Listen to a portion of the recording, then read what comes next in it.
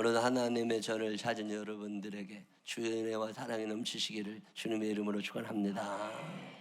오래전에 어떤 목사님 사모님이 저랑 얘기하는데 이런 얘기를 한번 하시더라고요. 교인들에게 어떤 문제가 생겼다, 기도를 부탁한다, 아니면 자기가 기도할 제목이 생겼다, 그러면 자기는 하루에 한 1시간 정도 계속 성전에 들어가서 기도를 하신대요. 일주일, 2주일 그렇게 기도를 하는데 참 묘한 일은 아무리 기도해도 응답이 안 된대. 그러면서 사모님이 속상한 얘기를 하는데 무슨 얘기를 하느냐면 자기는 그렇게 금식을 하며 기도해도 응답이 안 되는데 남편 되는 목사님은 밥 먹다가 기도해도 응답이 된대. 그러면서 하나님 불공평한 거 아니냐고. 저도 이런 고민을 한 적이 있어요. 우리 교인들도 보면 누구는 금식하고 철야해도 응답이 안 돼. 근데 어떤 사람은 걸어가다가 하나님 아시죠? 그러면 응답이 돼. 난 이게 참 묘해요. 오늘 이런 말씀을 좀 드리려고 그래요.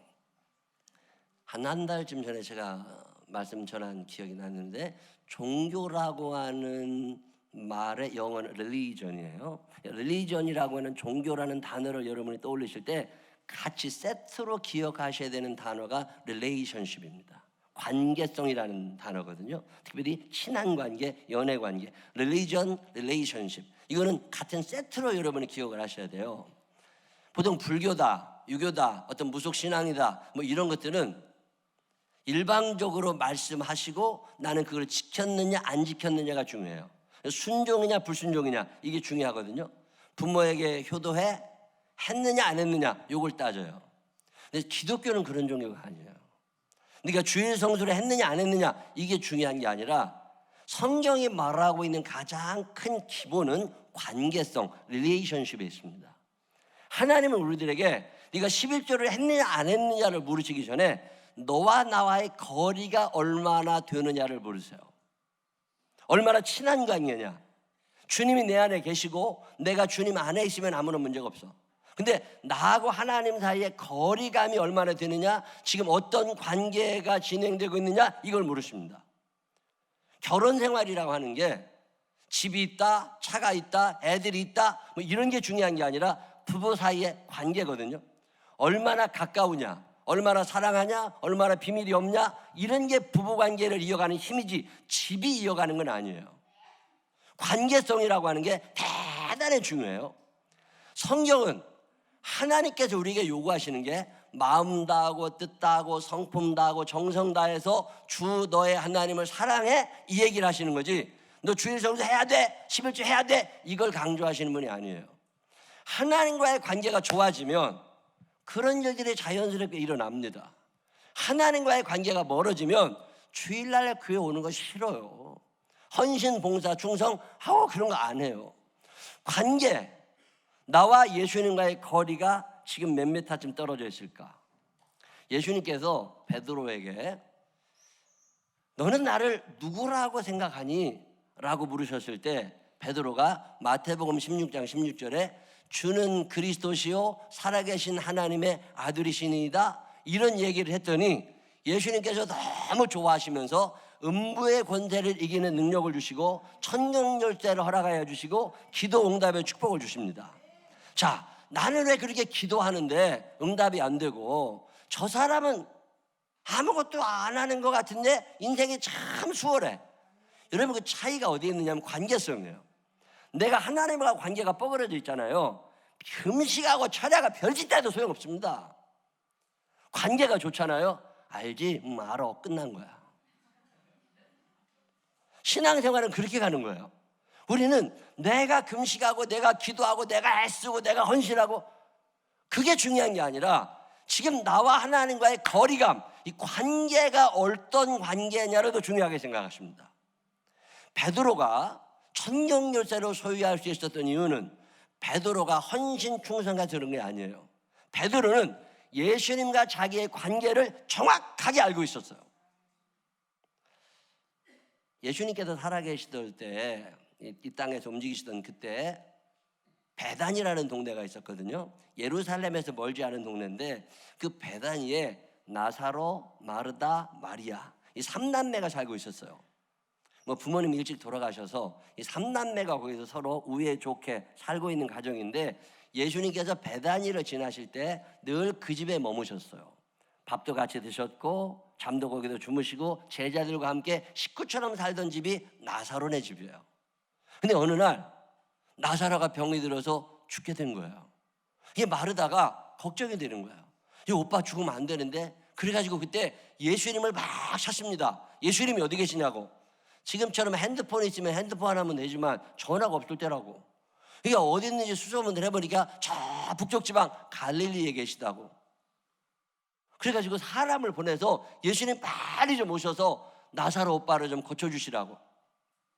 그래서 마르다에게는 믿음이 있는 거잖아요. 예수님께서 오셔서 안수 기도해 주시면 우리 오빠가 나을 거다, 이런 믿음이 있으니까 사람을 막 보내서 찾았는데 예수님께 전달은 됐어요.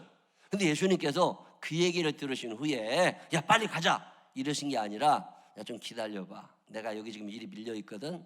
그래서 갈릴리에서 당신이 하실 일을 다 하신 후에 천천히 가시다 보니까 3일이 늦어졌어요. 그래가지고 나사로가 죽었어요. 나사로가 죽어서 장례를 다 치르고 무덤에 넣어놨습니다. 우리나라 무덤은 매장이에요. 땅을 파가지고 거기다가 관하고 시신을 묻습니다. 근데 이스라엘은 매장이 아니에요. 이스라엘 사람들은 동굴에다가 사람을 집어 넣어놔요. 그리고 동굴 앞에 돌을 굴려가지고 동굴 앞을 막아요. 짐승이 들어가지 못하게. 그게 무덤이에요. 또 이스라엘 사람들은 땅을 파지 않고 돌관이지요. 돌로 관을 만들어서 거기에 사람을 놔요. 지금도 예루살렘에 가보면 예루살렘 성전이 바라다 보이는 바로 앞산에 그 공동 묘지가 있어요. 그 묘지가 우리나라처럼 분봉 있는 게 아니라 관이 통째로 다 있어. 돌관. 나무관을 썩으니까 돌관으로 쫙 거기 나 있다고. 나사로가 죽으니까 마리아와 마르다가 나사로 자기 오빠를 산에 있는 동굴에다가 넣어놓은 거예요. 그리고 돌문을 막아놨어요. 그리고 슬퍼하고 있을 때 예수님이 도착하십니다. 이 마르다가 예수님이 오셨다는 이야기를 듣고 막 뛰어나가서 예수님의 발을 붙잡고 울어요. 예수님이 조금만 더 빨리, 한 3일만 빨리 오셨으면 우리 오빠가 안 죽을 수 있을 텐데. 근데 예수님께서 무슨 말씀을 하시는 줄 아세요? 뭐 복잡한 얘기가 성경에 있지만 우리나라 말로 쉽게 풀어주면,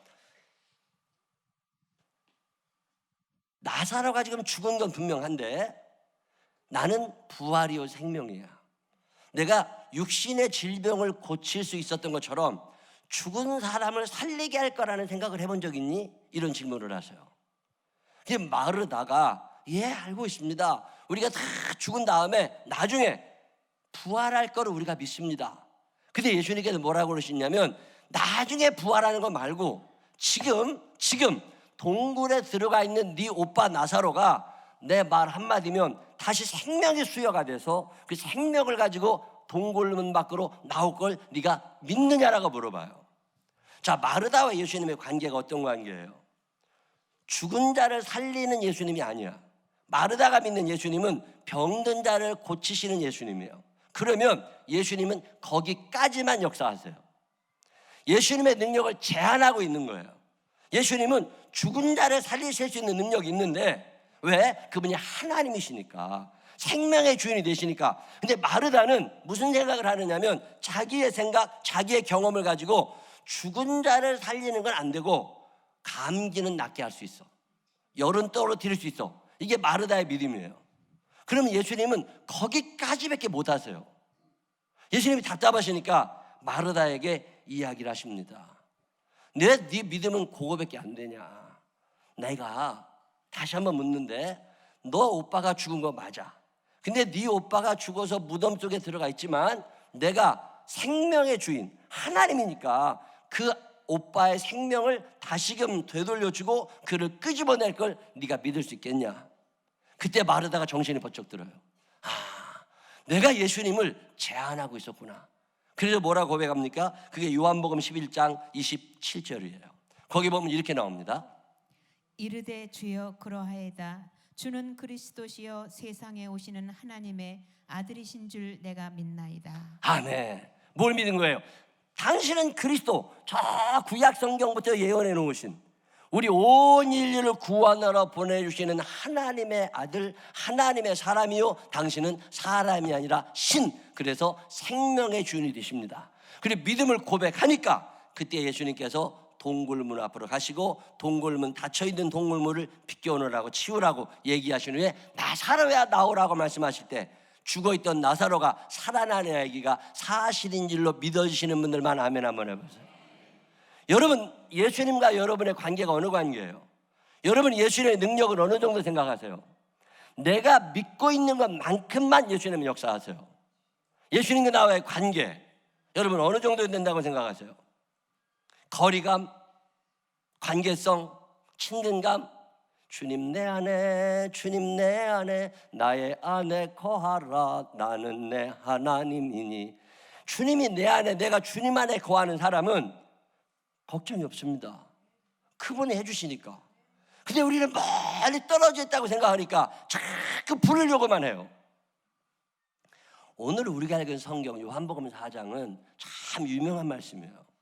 제가 한 20년도 더 전에 목사가 되고 나서죠, 요한복음 4장을 읽다가 참 큰 은혜를 받은 말씀이에요.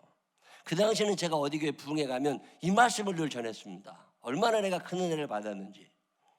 얘기는 어떤 거냐면 이스라엘은요 3등분이 되어 있어요. 우리나라 경상도, 전라도, 충청도, 경기도 나눠 있는 것처럼 이스라엘이라는 땅은 강원도 정도 크기밖에 안 되는데 그 땅이 3등분, 생선이 머리, 몸통, 꼬리 이렇게 있는 것처럼 이스라엘은 3등분이 돼서 북쪽은 갈릴리라고 그래요. 중간은 사마리아라고 그래요. 아래쪽은 유대라고 그럽니다. 갈릴리, 사마리아, 유대 이렇게 표현을 하는데 왜 이게 나눠지게 됐느냐면 원래는 하나였어요. 근데 기원전 722년에 아수르라는 나라가 이스라엘을 정복합니다. 그리고 난 다음에 사마리아를 중심으로 도시를 만들어가요. 도시를 만들면서 결혼정책, 이주정책 이런 걸 써요. 사마리아에 살고 있는 사람들은 뽑아서 아수르로 데려가고 아수르에 살고 있었던 남자들과 여자들을 대거 사마리아로 이사를 시킵니다. 그래서 서로 결혼을 시켰어요. 피가 섞이기 시작한 거예요. 유대인들은 혈통의 순수성을 굉장히 소중하게 생각합니다. 피가 섞였어요? 그럼 끝 안 봐. 쫓아내버립니다. 그게 유대인들이에요. 근데 이런 혈통의 순수성을 강조가 있었던 사람들 사이에 혼혈민족이 생긴 거예요. 이 사람들이 모여 있었던 것이 사마리아예요. 이 사마리아 사람들이 자꾸 피가 섞이면서 이방 신들을 섬기기 시작하니까 북쪽에 있던 갈릴리 사람들, 남쪽에 있던 유대 사람들이 사마리아 사람들을 상종을 하지 않습니다. 알게 모르게 점점 거리가 벌어지면서 이스라엘의 3등분이 되어버렸어요. 중간에 사마리아를 중심으로 북쪽과 남쪽, 그래서 땅을 밟고 지나가질 않습니다. 북쪽에 있는 사람이 남쪽으로 예루살렘에 예배를 드리러 오려면 돌아갖고 와요. 남쪽에 있는 사람이 북쪽으로 가려면 또 돌아갑니다. 사마리아로 지나가질 않아요. 그런 당시에 예수님이 오셔서 야, 저 사마리아 사람들도 하나님의 백성들인데 저기 가서 말씀을 전해야 되는데, 그래서 어느 날 예수님이 큰 결심을 하시고 제자들 12명과 함께 남쪽 유대에서 북쪽으로 가려면 넘어가는 큰 산 하나가 그리심산이라는 산이 있어요. 전라도와 경상도를 가로지르는 게 지리산. 그 지리산이 두 도를 나누는 것처럼 사마리아와 유대를 나누는 산이 그리심산이에요. 이 그리심산을 예수님이 넘어가십니다. 넘어가셔서 사마리아에 도착을 했어요. 사마리아에 도착하셔서 목이 마르시니까 우물가에 앉으셨습니다. 그 제자들은 먹을 걸 구하러 다 서졌어요. 자, 예수님이 혼자 우물가에 앉아 계실 때 어떤 여자 하나가 나타나요. 그게 낮 12시입니다. 대개 여자들이, 가정주부들이 물을 뜨러 언제 가요? 아침에 갑니다. 새벽에 가요. 근데 낮 12시에 물을 뜨러 오는 여자는 누구냐면 밤새 술 먹은 여자야. 밤새 술 먹은 여자가 오전 내내 자다가 12시에 물 뜨러 와. 다른 여자들이 없을 때 그 여자가 물을 뜨러 온 거예요. 그 여자를 보자마자 예수님께서 이야기를 하십니다. 내가 물 떠먹을 그릇도 없으니까 나한테 물을 좀 주라고. 그런데 그 여자가 힐끗 쳐다보면서 뭐라고 그래요? 당신이 뭔데 나한테 물 달라고 그러냐고. 당신은 남자야, 나는 여자야. 당신은 유대인이야, 나는 사마리아인이야. 사마리아 사람하고 유대인하고 상종 안 한 지가 언젠데 누군지도 모르는 사람이 나한테 물 달라고 그러냐고 시비가 붙은 거예요. 예수님께서 너는 여자고 나는 남자라 대화가 잘 안 되는 것 같으니까 네 남편을 데려와. 그럼 내가 네 남편하고 얘기할게. 그래서 이 여자가 열받친 김에 또 얘기를 합니다. 난 남편 없다고. 그런 거 안 데리고 산다고. 그랬더니 예수님이 뭐라고 그러세요? 그래, 맞다. 너 남편 없다. 과거에 너에게 남편 5이나 있었지만 지금 사는 것도 네 남편이 아니다. 이 여자가 깜짝 놀랍니다. 생전 처음 보는 남자가 내 과거를 다 알고 있어. 저 사람 뭔가 이상한 사람 아니야? 이런 생각이 들면서 갑자기 기가 죽었어요. 뭐라고 그러냐면 내가 보니까 당신이 예사 사람 같지는 않은데 그러면서 선생님 이렇게 불러요. 처음에는 뭐라고 불렀다고요? 당신이 뭔데? 이러고 따지다가 선생님 그러면 내가 그동안 궁금한 게 하나 있는데 한번 좀 물어봅시다. 당신네 유대인들은 예루살렘에서 예배를 드려야 하나님이 받으신다고 하고 우리 사마리아 사람들은 예루살렘까지 안 가. 상종을 하지 않으니까 이 그리심산에서 예배를 드려야 하나님이 받으신다고 하는데 그러면 당신 같은 고수들이 볼 때 예루살렘에서 드리는 예배를 하나님이 받으시느냐 그리심산에서 드리는 예배를 하나님이 받으시느냐 이걸 물어봐요. 예수님이 뭐라고 그러세요? 그걸 갖고 뭘 걱정하냐. 이 산 저 산 이게 중요한 게 아니다. 하나님께 예배 드릴 때는 장소가 중요한 게 아니라 내 마음의 상태, 신령과 진정으로. 하나님께 예배하는 자는 신령과 진리로 신령과 진정으로 예배할지니라. 이 말씀을 하시니까 이 여자가 깜짝 놀랍니다. 그동안 살면서 이런 명쾌한 대답을 주신 분이 없어. 눈이 조금 열렸어요. 그래가지고 이 양반이 조금 굉장한 것 같다. 그래서 호칭이 또 바뀝니다. 선지자라고 부르기 시작해. 내가 보니 당신은 선지자입니다. 처음에는 뭐라고 불렀다고? 당신이 뭔데? 이랬다가 그 다음에 뭐라고 불러요? 선생님으로 바뀌었다가 이제 선지자로도 바뀝니다. 내가 보니 당신은 선지자인데 그러면 내가 궁금한 게 또 있어. 그게 뭐냐면 구약에 하나님께서 어떤 사람을 보내주시는데 구원자를 보내주셔서 그리스도 메시아 이 그리스도를 보내주셔서 우리를 구원해 주신다고 그러는데 그 그리스도는 언제쯤 오시는 겁니까? 라고 물어봐요. 얼마나 기다렸겠어요. 자기의 삶이 황폐해. 자기의 삶에 행복이 없어. 남편을 5씩이나 바꿔봤지만 행복하지 않아. 이 불안해가 사는 여자가 구원을 받고 싶은 거예요. 행복하고 싶은 거예요. 이 궁금증을 가지다가 해답으로 찾은 게 그리스도예요. 그 하나님이 보내신다는 그분이 언제 오시느냐고 물어봅니다. 그랬더니 예수님께서 뭐라고 그러세요? 너와 말하고 있는 내가 바로 그 사람이야. 근데 이 여자가 눈이 열리는 거예요. 그리고 알게 됩니다. 그렇구나. 바로 이분이구나. 그게 깨달아지고 믿어지고 났더니 갑자기 뻘떡 일어나서 물동이를 집어 던져버립니다. 그리고 나서 동네로 뛰어나가요. 뭐라고 그래요? I met him. 내가 그분을 만났어. 우리가 기다리던 그리스도 내가 그분 만나서 와봐. 그리고 다 데려와서 예수님 앞에 세워놓습니다. 그래서 예수님께서 그들에게 말씀을 전하시면서 사마리아 전도를 시작하는 얘기가 요한복음 4장에 있는 얘기예요. 제가 이야기를 듣다가 문득 나는 예수님을 뭐라고 고백하지? 자, 첫 번째, 예수님과 나와의 관계가 당신인 사람들이 있어요. 기독교를 개독교라고 부르는 사람들. 예수 안 믿어. 교회 싫어. 우리 엄마가 교회 가는 것도 싫어. 예수님은 당신이야. 당신이 뭔데? 이거죠. 구원받으실까요? 응답이 있을까요? 천국 열쇠를 소유했을까요? 그런 일 없습니다. 어느 날 문득 내가 교회는 다니지만 나와 예수님과의 거리는 어느 정도나 될까? 예수님은 내게 어떤 분일까? 이런 생각을 하게 된 거예요. 그때 내린 결론 중에 하나가 적어도 당신이어서는 안 된다는 거죠. 그분은 저 멀리 계셔. 나는 그분에게 관심도 없어. 구원받을 수 있을까? 불가능한 거죠. 지금 대한민국 국민 중에 적어도 80, 90% 이렇게 사는 거예요.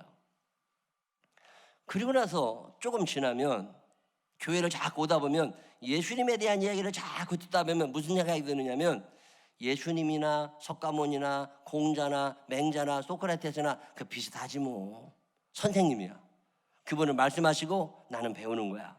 나는 인생의 길을 잘 모르니까 좋은 말씀해 주시는 그분의 얘기를 들어야 돼. 더러 제가 목사라고 그러면 어떤 교회를 가보면 저한테 좋은 말씀해 주시라고 그래. 그럼 목사가 욕하고 가겠어? 좋은 말씀 하겠지. 근데 사람들 머릿속에 목사, 예수님, 선생님이라는 거예요. 당신은 가르치시고 나는 들어. 꼭 순종한다는 말은 아니에요. 그냥 듣는 척하고 앉아 있는 거지. 여러분 그동안 담임 선생님 얘기 잘 들었어요? 안 들었어요? 어느 날 문득 내가 생각해 보니까 내가 초등학교 1학년 때부터 고등학교 3학년 때까지 애국주회를 몇 번 한 것 같아요. 6년 동안 학교 운동장에 서가지고 중학교 3학년 때, 고등학교 3학년 때까지 우리는 매주 월요일마다 애국주회를 했어. 동해물과 백두산이 마르고 닳도록 하고 국기에 대한 맹세하고 그때마다 교장 선생님은 나오셔가지고 일장 훈시를 하셨습니다. 훈시. 그러면 다 부동자세로 서가지고 들었다고. 그동안 내가 들은 교장 선생님 훈시가 1년에 30번씩만 들었어도 300번이 넘는 거예요. 기억나는 거 있어요? 없어요? 없어. 선생님 얘기는 왜 그렇게 잘 까먹나 몰라. 어느 날 문득 내가 그동안 교회를 30년을 다녔으면 내가 10살부터 계산해도 20년은 다녔는데 20년 동안 목사님 말씀을 몇 번 들었을까? 52주 일주일에 예배 3번씩 드렸으면 150번. 10년이면 1500번, 20년이면 3000번이야. 3000번의 말씀을 준비하신 목사님도 대단하지만 그 많은 이야기를 듣고도 기억 못하는 나도 대단해. 여러분 그동안 설교 몇 번이나 들으셨어요? 일주일에 3번씩 들었으면 1년에 150번입니다. 10년 교회 다니시면 1500번, 20년이면 3000번, 30년이면 4500번이야. 기억나는 거 있어요? 없어요? 없어. 그랬다나 말했다나 그리고 그냥 지나가는 거예요. 그게 선생님과 나야. 그분은 일방적으로 말씀하시고 나는 그냥 앉아 있는 거지. 음부의 권세를 이기는 능력이 주어져 있을까요? 없어요. 기도 응답이 있을까요? 없어요. 그게 선생과 나요. 자, 예수님이 누구시냐? 교회를 더 다니다 보니까 그분은 좀 선생님보다는 조금 나은 것 같아.